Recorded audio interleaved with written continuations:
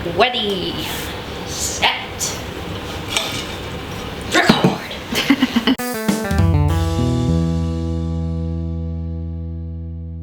It's Tuesday, it's episode 10, and it is Fear is a Heifer, which is so silly to say. But I heard a friend of mine was watching a conference or something the other day, and she heard this lady say, fear is a heifer. And I was like, oh gosh, I'm going to use that. So that's what I've actually titled this episode, which will morph as we navigate it. But it truly is, fear is something that I think grips a lot of us. And so I felt like it was an important topic for us to address on our Tuesday Talks. And so as I was researching for this one and getting ready, blah, blah, blah, you know me, looked up the definition, and I want to read that definition to you, and then we'll talk about where it goes from there. So the actual definition of fear is a gift. It is a gift that signals the presence of danger. And it is a signal that we perceive for our current environment or situation, circumstances that we're facing. So it's important. It is something that is there to help protect us from danger. So it's automatic. It's not something that's fabricated. It's not something that we choose. It is just something that rises up when we feel like we're being threatened. Okay? So it allows us the ability to take quick action to whatever's going on. So as I looked that up, I thought, wait a minute. Okay, so that doesn't make any sense. Is fear really a heifer? Is fear really something that we are, for lack of a better term, to be afraid of, or to be something that we need to put a stop to? No, fear is something that should naturally happen for us to protect ourselves. If I'm in the woods, which y'all know that's not going to happen, but if I'm in the woods and I see a bear, fear is automatically going to happen, okay? And it should cause me to take quick action to get away from whatever is coming at me. Now, where I think the waters change there is if, let's use that same bear scenario, and I'm going to stay in the woods and I'm just going to be like, oh my goodness, there's a bear. What am I going to do? Let me think about it. This is what could happen. Oh my goodness, if the bear gets here and he tackles me, like, that's where the shift begins to come into play. And so what that carries us over into is not just fear, not just that natural reaction of fear. It carries us over into unwarranted fear, which is also called worry.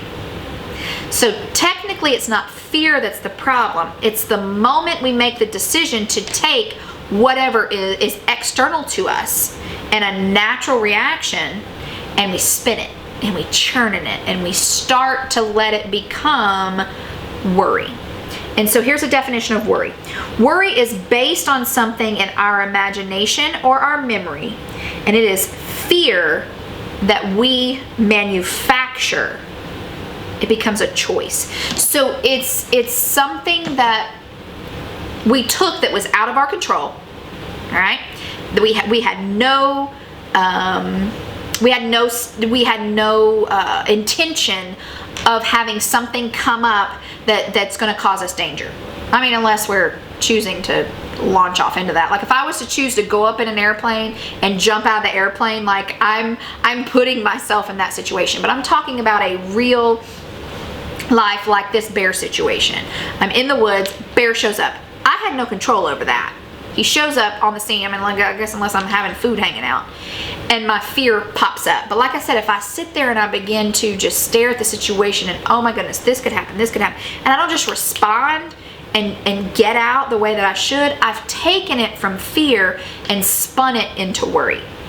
Okay? And so it's no longer, this is something I'm choosing. Worry is something that I'm choosing to still spin into. Now, I do not want to negate that I know there are true diagnosable situations that make that out of our control. I totally get that. I'm talking about living in just a normal frame of mind and choosing to spin down the path of worry. Okay?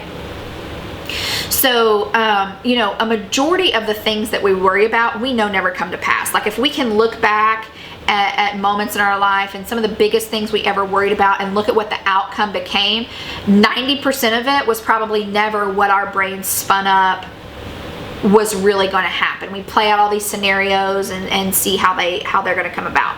And so then how do we dovetail that into the perception or the statement of the, don't worry, be happy. Like, okay, you can't tell me not to worry about things and just say, just be happy about it. Like, we're all going to worry about things. But I think it's when we begin to allow it to fester and begin to completely consume our thoughts, completely take over our lives. And so, let me step over for just a second into my believer parking lot of where scripture tells us to take our thoughts captive. Okay, we're commanded to do that. That is very difficult, but it's what we're supposed to do, because the things, this is across the board, believer or not, the things that we think, a lot of times if we internalize them and let them settle into our hearts, they're what's going to come out of our mouths, and that's going to become the cycle that we choose to live in. That doesn't mean that these thoughts aren't going to come in. It's just when we allow them to settle and internalize and flow out and become who we are. Our thoughts aren't who we are, period. But we've got to find ways to stop that spiraling. Okay, and so how to work on breaking that cycle and flipping that script. So I have lived in this house of belief most of my adulthood. I preach it, I tell it, whoever will listen to it for 5 minutes, I will ingrain it as deep as I can. But it also means I have to do it. And it's a lot of times it's easier to tell people who are struggling in this, in this endless cycle, this is how I would do it, and this is how I've done it, and how it's proven for me. And then I find myself in it, and I have to go, oh, I need to do the same thing. Like if I find myself wringing my hands or worrying over something, I have to stop, I have to breathe and internalize and do the same thing. So here are some of the tools that I have used to begin to flip that script over the years, and take them for what they are. They're what has worked for me. Maybe if you've used some of them and they haven't quite worked for you, email me. Let's talk about that. Or if some of these are brand new concepts for you, they're simple. They're so super simple, but they have big, long-lasting impact to help us kind of stop that spiral from happening before it happens. So I'm just going to start with one of my biggest, and it sounds kind of hokey, and I blame my daughter for it, because like she's the one, I'm getting an eyebrow raise over here, but she's the one that really kind of helped me get into this space, and it is just finding ways to calm your nervous system, because when that fear comes, your nervous system is gonna trigger anyway. It's supposed to. Okay, but then if we allow it to spin and spiral, then it's going to keep that nervous system ramped up, and then everything is chaotic, and what I believe has to be true. So finding ways to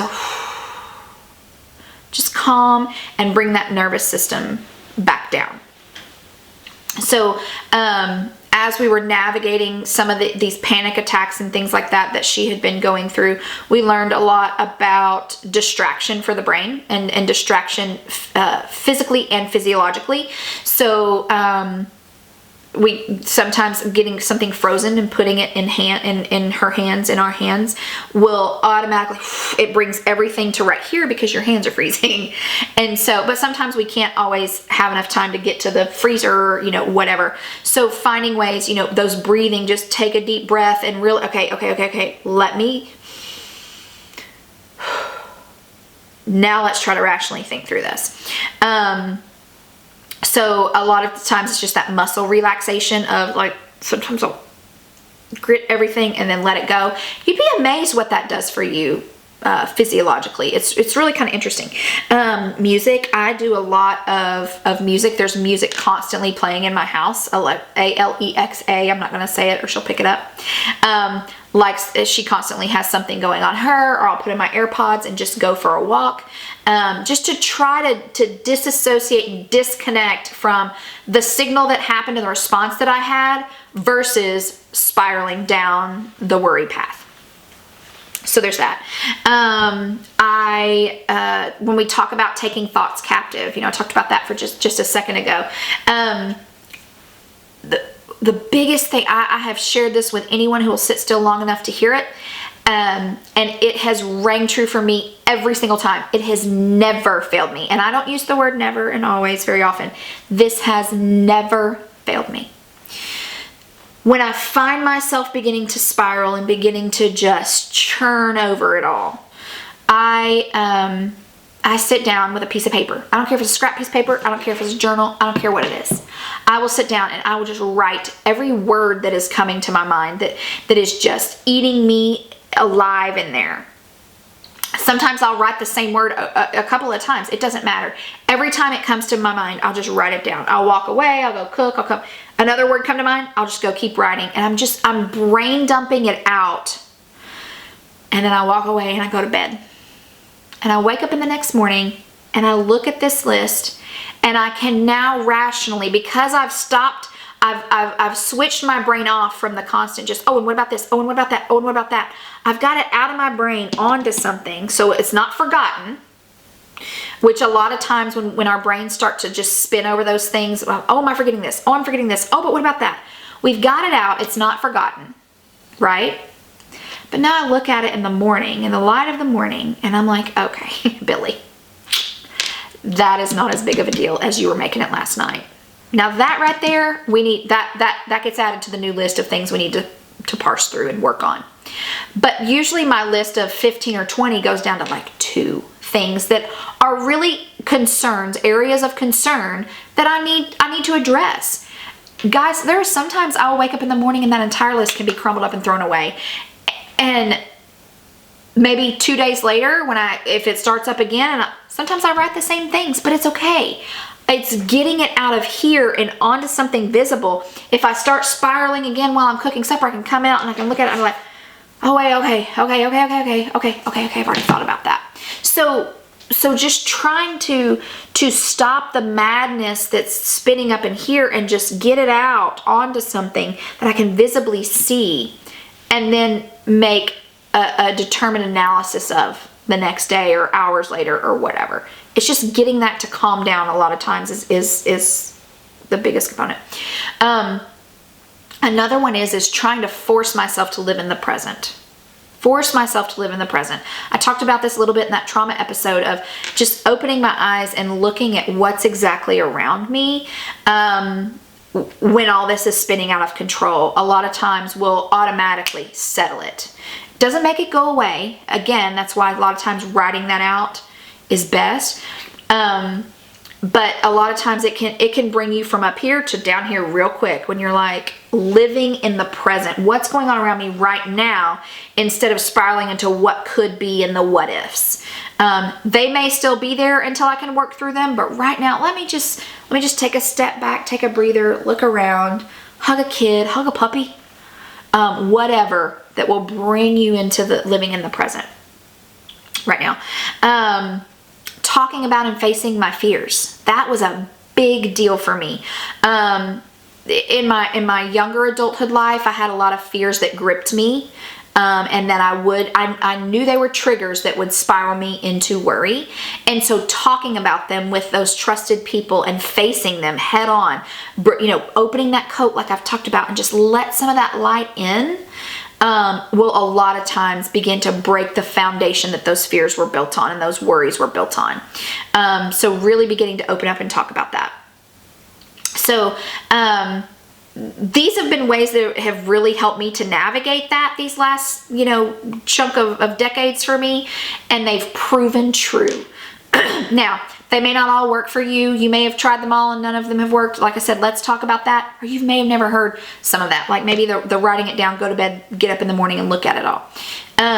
Try it. Just try it. Let me know what happens with it. It may be hogwash for you. That's okay. I'm willing to talk about that. I'm willing to be told that it didn't work for you. Doesn't mean I'm wrong for me, but it has proven true for me. And now I can